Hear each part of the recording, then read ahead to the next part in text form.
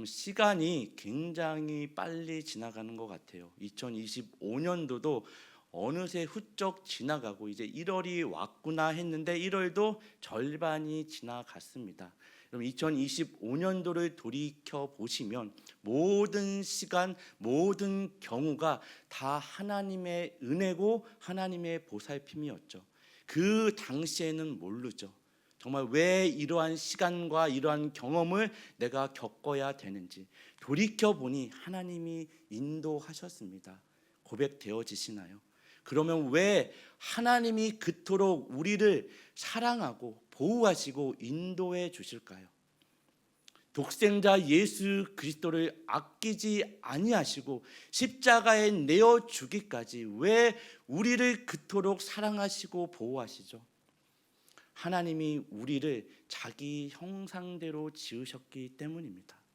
그리고 하나님이 창조하신 세계, 하나님이 보시기에 심히 좋았던 그 세계를 다스릴 책임과 사명을 우리에게 주셨기 때문입니다.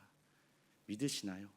그 사람, 하나님의 형상대로 지음받은 우리를 포기하지 않으시고 끝까지 붙잡으시고 독생자를 십자가에 내어 주기까지 우리를 그렇게 사랑하는 겁니다. 이 사랑에 묶인 저와 여러분은 세상의 그 무엇으로도 우리를 끊어낼 것이 있나요? 없나요? 끊어낼 것이 없습니다. 적신이나 기근이나 환난이나 공고나 그 무엇으로도 하나님의 사랑으로부터 우리를 끊어낼 그 무엇은 세상에 존재하지 않습니다. 여러분이 그 환난, 기근, 공근, 적신, 칼 거기에 여러분이 넣고 싶은 모든 것을 넣어보세요. 경제적인 어려움, 육체의 연약함, 인간의 관계적인 문제, 경제적인 상황, 정치적 이슈 그 모든 걸 개입해도 그 무엇으로도 하나님의 사랑으로부터 우리를 끊어낼 것은 이 세상에 없습니다. 믿으시나요? 이 사랑을 받는 이 생명, 하나님의 형상으로 지음받은 생명이기에 우리가 이 생명을 귀하게 여기는 겁니다. 그리고 이 생명이 부모로부터 이 땅에 주어지는 거죠. 내 부모를 공경하라. 그리하면 내 하나님 여호와께서 내게 준 땅에서 뭐가 길리라? 내 생명이 길리라. 단순히 이 땅의 생명이 아니라 예수 그리스도로 말미암아 주어진 생명이죠. 새 생명입니다. 그러기에 살인하지 말랍니다. 그리고 오늘 간음하지 말라로 이어지는 겁니다. 그럼 지난 시간에 우리 살인하지 말라의 말씀은 최초의 살인 사건이 뭐죠? 아벨과 가인의 사건 기억하시나요? 이 사건은 단순히 살인이 아니라 히브리서 저자에 의하면 아벨은 믿음으로 가인보다 더 나은 제사를 드림으로 의로운 자라 여김을 얻었더라. 의로운 자로 여겨지는 대표적인 인물이 아벨입니다. 가인은 누구예요? 죄인의 대표성을 가진 인물입니다. 이 죄인이 의로운 자를 죽이는 겁니다. 하나님을 대적하는 거죠. 이 아벨로부터 오실 메시아가 와야 되는데 이 가인이 손을 들어 그 의로 여겨지는 자를 죽이는 겁니다. 단순히 살인이 아니죠. 진정한 의인이 누구죠? 이 땅에 의인은 없나니 하나도 없습니다. 이 아벨은 오실 메시아 예수 그리스도, 진정한 의인인 예수 그리스도를 예표하는 겁니다. 가인의 죄인의 손에 살인을 당한 것처럼 이 예수 그리스도가 십자가에서 죄인인 우리의 손에 뭐 하는 거죠? 살인을 당하는 겁니다. 죽임을 당하는 겁니다. 그로 말미암아 주어진 생명이죠. 그러기에 너희는 살인하지 말라. 이 생명을 귀하게 여겨라. 그러기에 단지 소극적이고 부정적인 명령으로 살인하지 말라가 아니라 이 다른 말은 뭐라고 했죠? 긍정적이고 적극적인 말로 생명을 살려라입니다. 단순히 살인하지 말라가 아니라 어떻게 얻은 생명인지 아니, 내가 독생자 예수를 십자가에 내어주고 얻은 생명이야. 단순히 살인하지 말라가 아니라 생명을 살려라. 여러분 주변을 돌아보십시오. 죽어가는 영혼이 있습니까? 영의 눈으로 바라보십시오. 여러분의 가정 안에서 여러분의 자녀를 영의 눈으로 바라보십시오. 물질적인 후원과 여러분이 할 수 있는 모든 것을 다해도 그 자녀가 하나님의 말씀과는 상관없이 하나님이 없는 것처럼, 세상의 것이 전부인 것처럼, 이 땅에 먹고 사는 게 전부인 것처럼 살아간다면 그 영혼은 결국 어디로 가죠? 우리가 살인하는 겁니다. 살인하지 말라, 이 명령은 가정으로부터 주어진 거죠. 여러분의 부모를 바라보십시오. 형제 자매를 바라보십시오. 단순히 죽이지 말라가 아니에요. 생명을 살려라. 이 영혼이 어디로 가고 있는지 봐니. 내가 독생자를 아끼지 않으면서까지 살려낸 생명인데 우리가 그 사명과 책임을 가지고 여러분 가정에 서 있는 겁니다. 여러분이 속한 모든 공동체에 서 있는 겁니다. 이 책임과 사명이 저와 여러분에게 우리 새마음교회 공동체적으로 주어진 줄 믿으시길 바랍니다. 이런 의미에서 하나님의 10가지 명령은요, 하나의 명령입니다. 생명을 살리는 명령입니다. 이 명령 안에는 하나님의 성품이 들어져 있는 거예요. 내가 어떤 존재인지 하나님이 이 명령을 통해 이렇게 드러내시는 겁니다. 내가 이런 존재야. 단순히 하지 마라, 하라가 아니라 하나님의 성품, 하나님이 누구인지를 이렇게 드러내는 겁니다.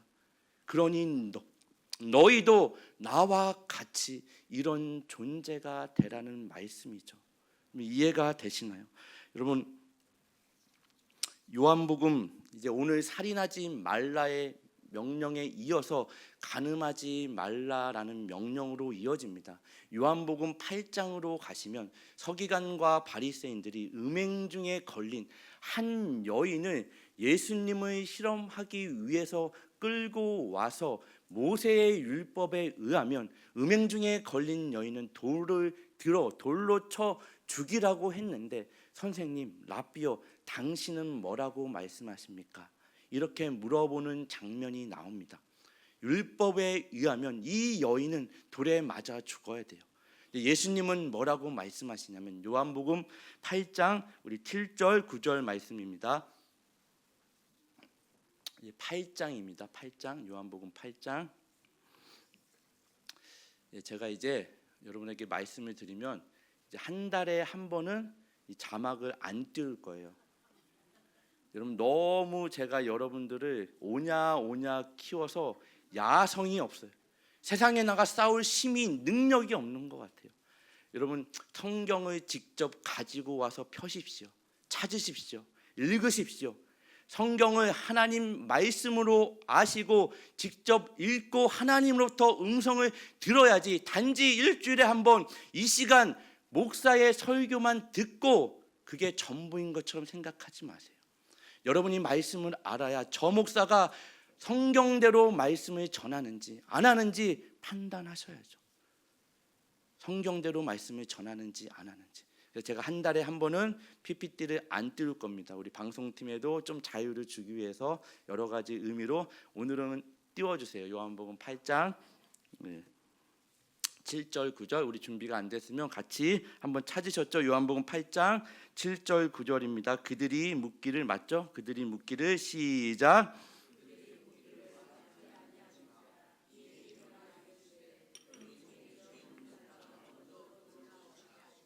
다시 몸을 굽혀 손가락으로 땅에 쓰시니 그들이 이 말씀을 듣고 양심의 가책을 느껴 어른으로 시작하여 젊은이까지 하나씩 하나씩 나가고 오직 예수와 그 가운데 섰는 여자만 남았더라. 아멘.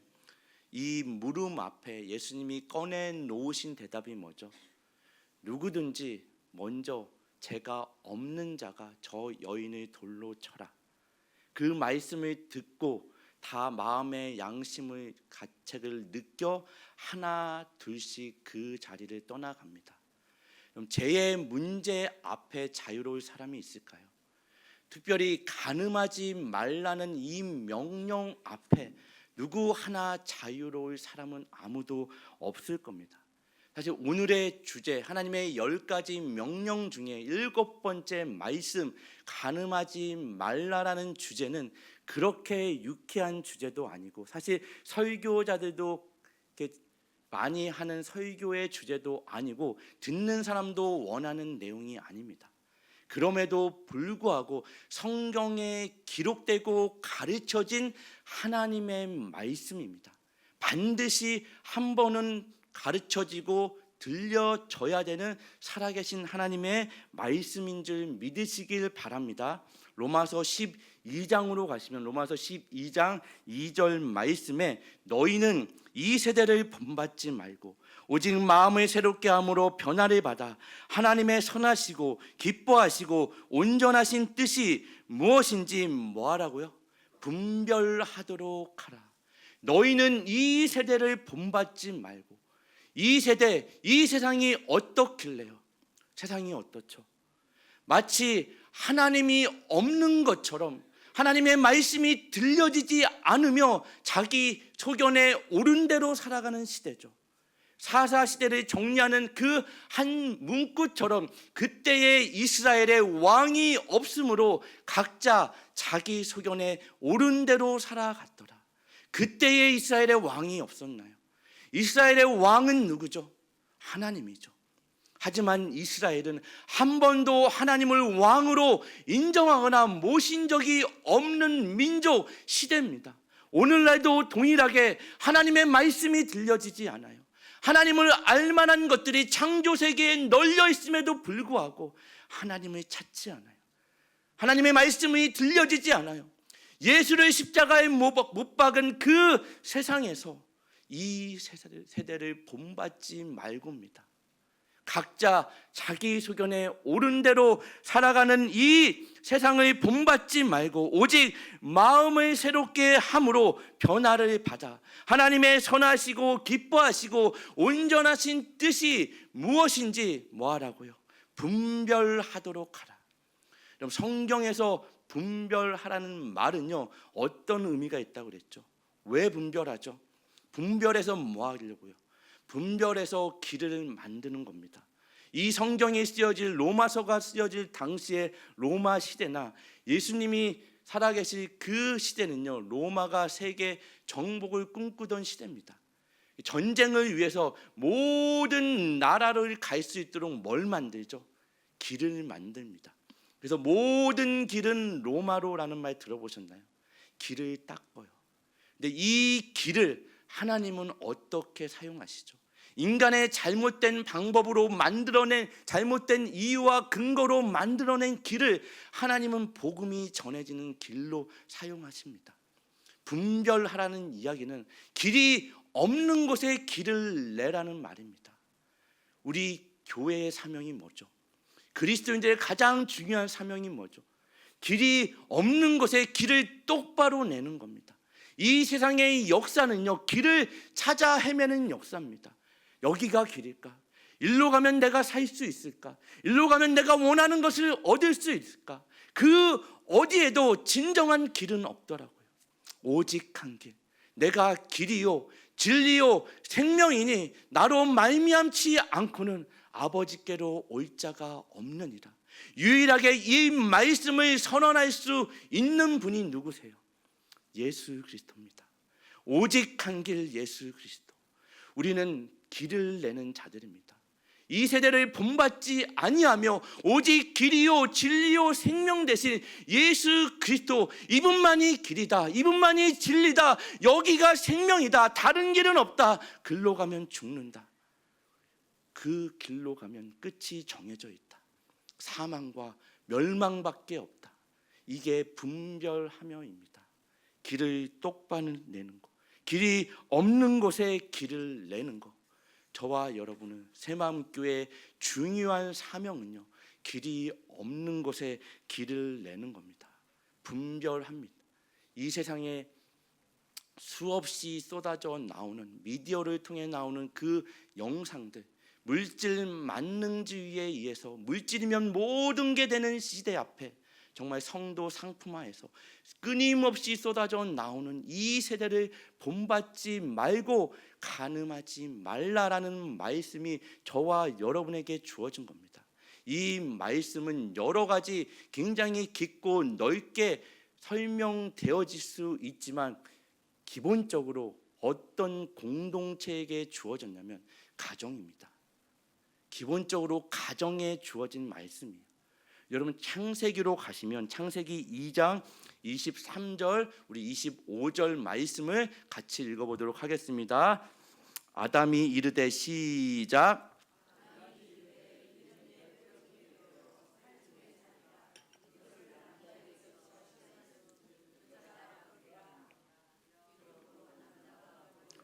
그의 아내와 합하여 둘이 한 몸을 이룰지로다.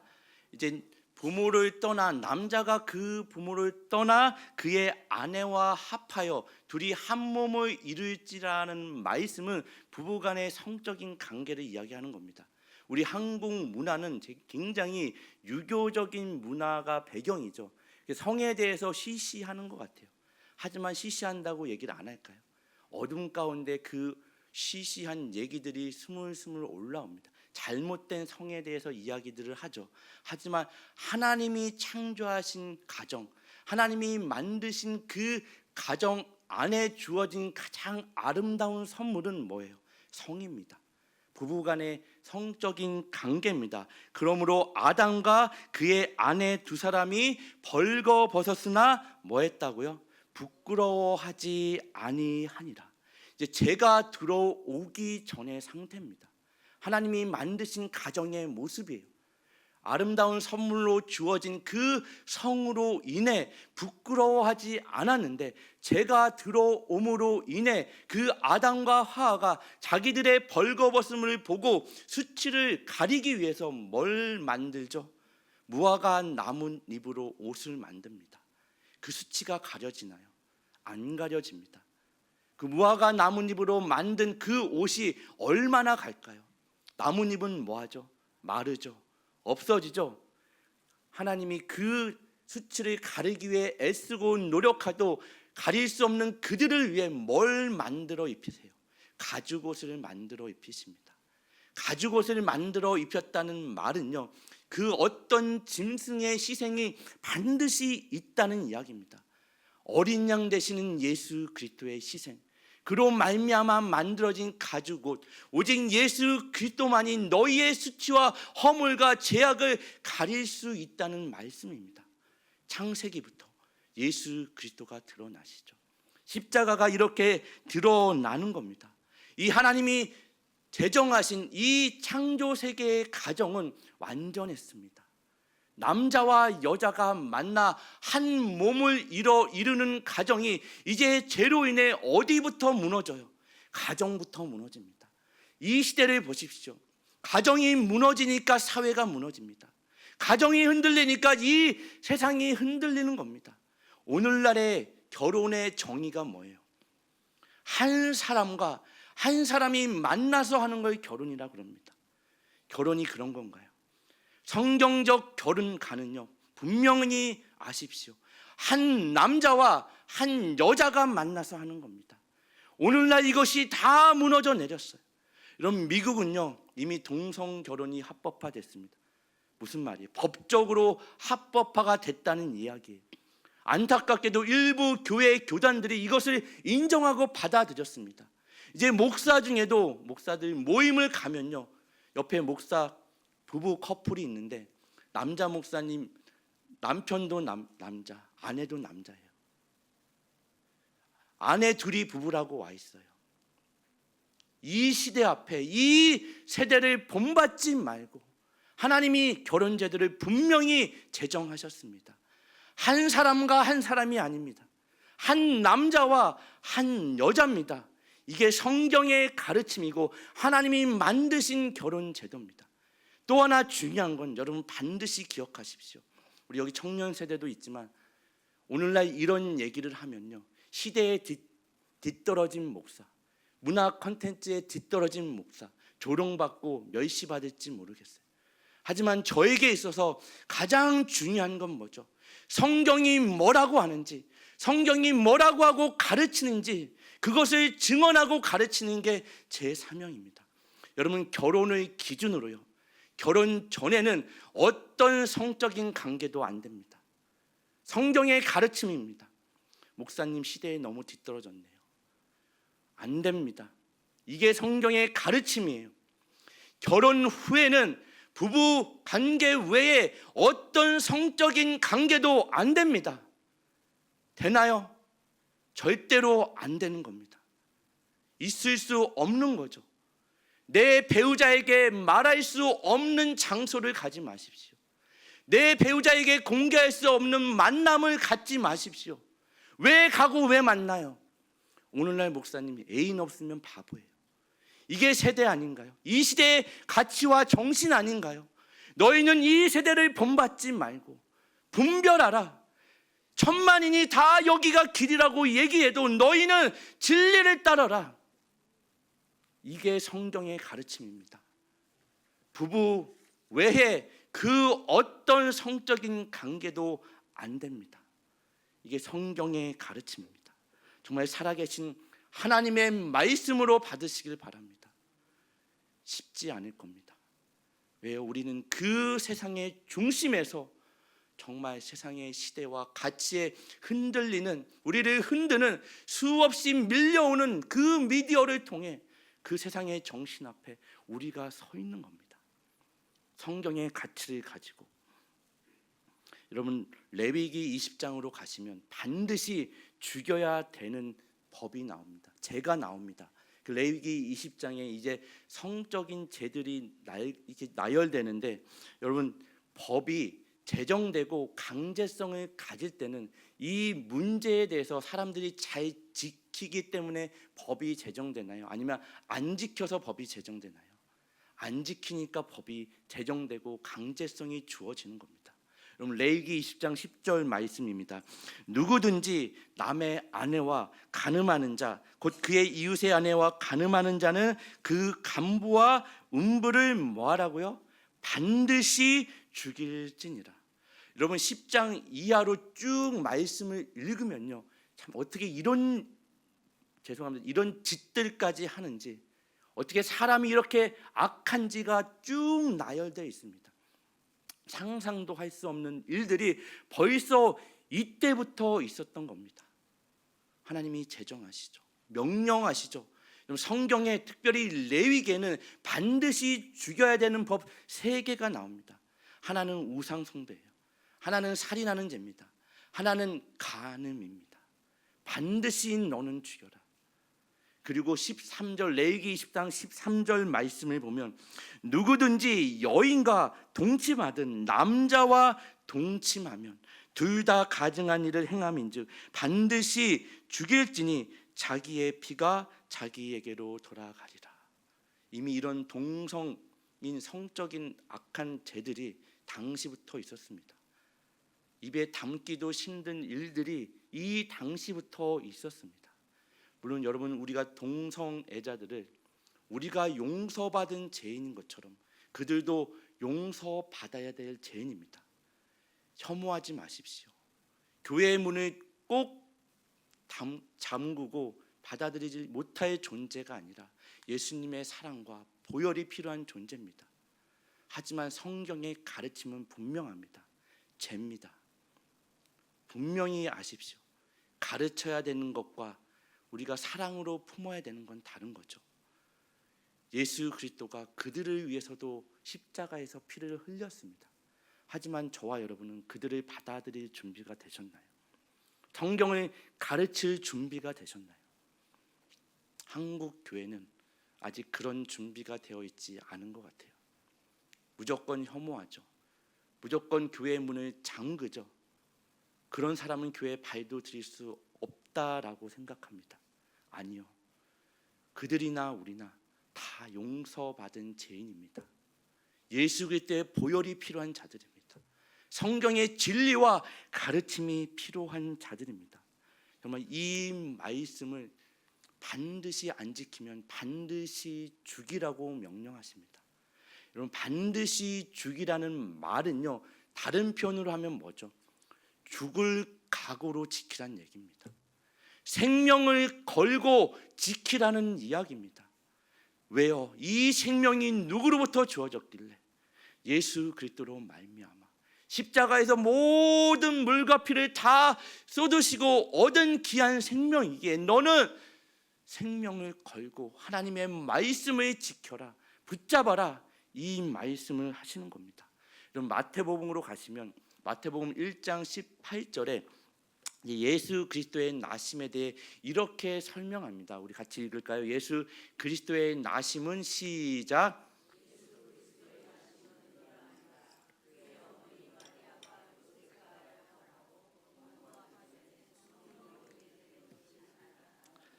그의 남편 요셉은 의로운 사람이라 그를 드러내지 아니하고 가만히 끊고자 하여. 이 말씀을 제대로 이해하기 위해서는 유대인들의 결혼법을 좀 아셔야 돼요. 여기는 마리아가 요셉과 약혼하고라고 나오는데 원래 예전의 성경에는 정혼입니다. 유대인들은 결혼을 2번 합니다. 우리식으로 약혼이 아니라 처음 하는 결혼도 법적인 효력을 갖습니다. 법적인 효력을 갖고 공식적으로 부릅니다. 하지만 동거하지 않아요. 같이 살지 않아요. 성적인 관계를 갖지 않습니다. 그러면 그 결혼 이후에 뭘 하냐면 신부는요, 신부 수업을 하는 겁니다. 신랑의 가정의 문화가 어떤지, 어떤 말씀으로 양육됐는지, 그리고 우리식으로 이야기하면 여러분 인스타 이런 곳에서 여러분의 흔적을 뭐 해야 돼요? 지우셔야죠. 과거의 나의 흔적을 다 지우는 겁니다. 옛 남친 주고받았던 편지들, 이메일들 이런 걸 다 지우는 겁니다. 이 신부 수업을 하는 겁니다. 그럼 신랑은 뭘 할까요? 신랑은 돌아가서 처소를 마련합니다. 어떤 처소를? 그 신부와 함께 살 처소를 마련하는 겁니다. 언제까지 마련하냐면 아버지의 신랑된 아버지의 권한 아래 아버지가 보기에 이만하면 내 신부와 함께 살기에 충분하다고 얘기할 때까지 그 집을 짓습니다. 그래서 이 유대적인 문화 안에서 예수님도 내가 아버지에게 가서 너희가 거할 처소를 마련하러 간다라고 말씀하시죠. 그럼 그 처소가 어디입니까? 언제 주십니까? 그것은 그 때와 권한은 누구에게만 있다고요? 아버지에게만 있다라고 말씀하십니다. 이 유대적인 문화 배경 아래서 예수님도 이렇게 말씀을 하시는 겁니다. 그리고 19절에 요셉은 의로운 사람이라. 여기서 의롭다는 말은 뭐죠? 정의를 얘기할까요? justice? 정의인가요? 정의라면 그 당시에 법대로 해야 됩니다. 그 당시에 법은 뭐예요? 돌로 마리아를 쳐 죽이는 겁니다. 여기서 의로운 자라라는 말은요, 자비로운 사람이라는 얘기입니다. 그 마리아에게 자비를 베푸는 겁니다. 생명을 살리기 위해서 자비를 베푸는 겁니다. 그리고 20절에 이 일을 생각할 때 누가요? 요셉이 이 일을 생각할 때 주의 사자가 현몽하여 이르되 다윗의 자손 요셉아 내 아내 마리아 데려오기를 무서워하지 말라. 그에게 잉태된 자는 성령으로 된 것이라. 다윗의 자손 요셉입니다. 뭘 강조하죠? 제약된 죄인된 인간의 몸으로 오는 게 아니라 다윗과 언약하신 하나님의 약속의 근거에서 성령으로 예수 그리스도가 이 땅에 오심으로 말미암아 예수로 인해 이 땅에 뭐가 탄생해요? 교회가 탄생합니다. 교회가 세워지죠. 예수로 말미암아 이 땅에 교회가 세워지는 겁니다. 성경은 교회를 때때로 뭐라고 표현하죠? 신부라고 표현합니다. 예수를 뭐라고 표현해요? 신랑이라고 그러죠. 이 교회와 예수 그리스도의 관계를 신랑 되시는 예수 그리스도와 신부 되는 교회의 관계로 설명을 합니다. 단지 간음하지 말라는 말씀은 우리 인간적인 거기로 국한된 것이 아니라 교회에게 주어진 말씀입니다. 여러분, 신랑과 신부 사이의 최고의 가치는 뭐죠? 성경이 말하는 성결, 거룩은 뭘까요? 신랑에게 있어서 최고의 가치는 신부만 바라보는 겁니다. 신부에게 있어서 최고의 가치는 신랑만 바라보는 겁니다. 아닌가요? 왜 문제가 되죠? 신랑이 아닌 다른 사람을 바라보니까, 신부가 아닌 다른 것을 바라보니까, 교회는 신랑 되시는 예수 그리스도만 바라보는 겁니다. 다시 오실 그분만 기대하는 겁니다. 그게 성경이 말하는 성결 거룩입니다. 어떤 종교적인 행위와 의식이 거룩이고 성결이 아니고, 그런 것이 나를 거룩하고 성결하게 만드는 것이 아니라 오직 다시 오실 예수 그리스도만을 바라보고 기대하는 것, 이게 성경이 말하는 거룩이고 기대입니다. 그럼 누구를 바라보고 누구를 기대하시나요? 안타깝게도 우리는 이 세대를 본받지 말고라는 말씀 앞에 그 말씀을 지켜낼 실력이나 능력이 없습니다. 지난 한 주를 돌이켜 보십시오. 또 주어지는 한 주를 보십시오. 우리는 다 넘어집니다. 이 죄악 앞에, 죄된 세상 앞에 우리는 넘어지죠. 간음하지 말라, 이 말씀 앞에 우리는 넘어집니다. 여러분, 에베소서 5장 16절부터 18절까지의 말씀으로 가시면 세월을 아끼라, 때가 악하니라, 이 세대를 본받지 말고와 같은 의미죠. 세월을 아끼라, 때가 악하니라. 그러므로 어리석은 자가 되지 말고 오직 주의 뜻이 무엇인지 이해하라, 분별하라.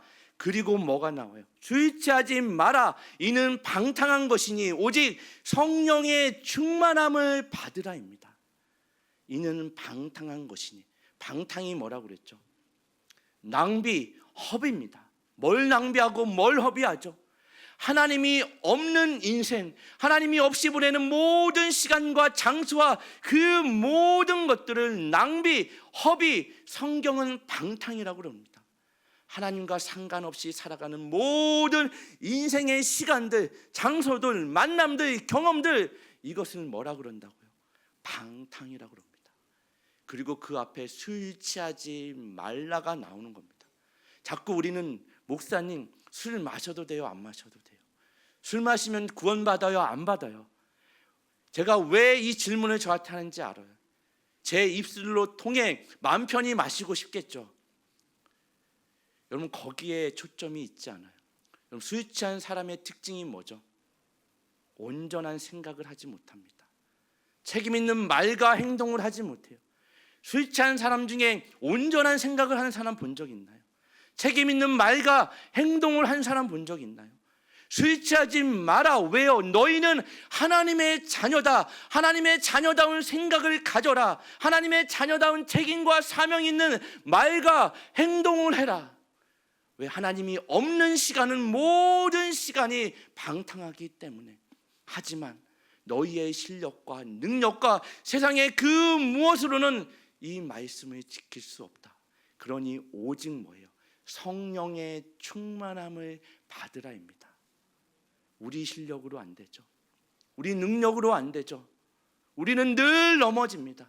예수님도 이것을 분명히 아세요. 우리의 연약함을 모르시는 분이 아니라 우리의 연약함을 아시죠. 그 연약함까지 끌어안으시고 우리를 대신해 십자가의 길을 가시고 십자가에 달리시는 겁니다. 여러분, 마태복음 5장으로 가시면 27절부터 이 간음에 대해 예수님의 말씀입니다. 27절, 또 간음하지 말라 하였다는 것을 너희가 들었으나 나는 너에게 이르느니 음욕을 품고 여자를 보는 자마다 마음에 이미 간음하였느니라. 만일 내 오른눈이 너를 실족하게 하거든 빼어 내버리라. 내 백체 중 하나가 없어지고 온몸이 지옥에 던져지지 않는 것이 유익하며, 또한 만일 내 오른손이 너로 실족하게 하거든 찍어 내버리라. 내 백체 중 하나가 없어지고 온몸이 지옥에 던져지지 않는 것이 유익하니라. 예수님이 이 말씀을 왜 하실까요? 우리의 연약함을 모르실까요? 내 눈이 죄를 짓게 하거든 눈을 빼내라. 팔을 잘라라, 다리를 잘라라. 그러면 죄를 안 지을까요? 아니요. 우리의 죄악은 어디로부터 오는지 예수님이 분명히 아십니다. 내 눈을 빼내고 팔다리를 잘라내도 너희의 더러움은 밖으로부터 입으로 들어가는 것으로 만들어지는 것이 아니라 너희 마음에 있다. 마음으로부터 나오는 거다. 그러니 이 마음에 나를 채워라입니다. 성령을 채워라입니다. 우리는 단 하루도 하나님의 말씀 없이는 살아낼 수 없는 존재임을 알아야 되는 거죠. 하나님 불쌍히 여기시고 긍휼히 여기셔서 나의 눈을 뽑아내고 내 팔다리를 다 잘라내도 우리는 여전히 넘어집니다. 그러니 하나님 다시 오실 신랑 되신 예수 그리스도만을 바라보며 기다리니 내 마음에 주님으로 가득 차게 하여 주시옵소서. 하나님의 말씀으로 가득 차 넘쳐 흘러서 이 세대를 본받지 않는 자로서 세상에 나가 여기가 길이다, 진리다, 생명이다, 그 길을 만들어내는 자로 하나님 2026년도 저를 사용하여 주시옵소서. 우리 새마음교회를 그렇게 사용하여 주시옵소서. 나의 실력과 능력으로는 안 됩니다. 하나님이 세상의 그 어떤 무엇으로도 이 세상의 유혹을 이길 실력이 없습니다. 능력이 없습니다. 그러니 하나님 내 마음에 오직 예수 그리스도로 채워주시옵소서. 날마다 하나님의 말씀을 사모하는 자로 그 말씀을 사모하며 주님 말씀대로 붙잡혀 사는 인생을 살아내게 하여 주시옵소서. 우리 시편 119편 9절 10절 말씀을 읽고 우리 말씀을 마치고자 합니다. 우리 청년이 무엇으로 시작.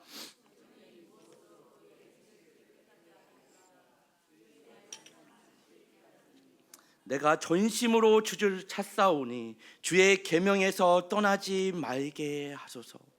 청년이 무엇으로 그 행실을 깨끗하게 하리이까? 안 되더라고요. 우리 실력으로 능력으로 깨끗하게 할 수 없더라고요. 세상의 그 무엇으로도 우리를 깨끗하게 할 수 없습니다.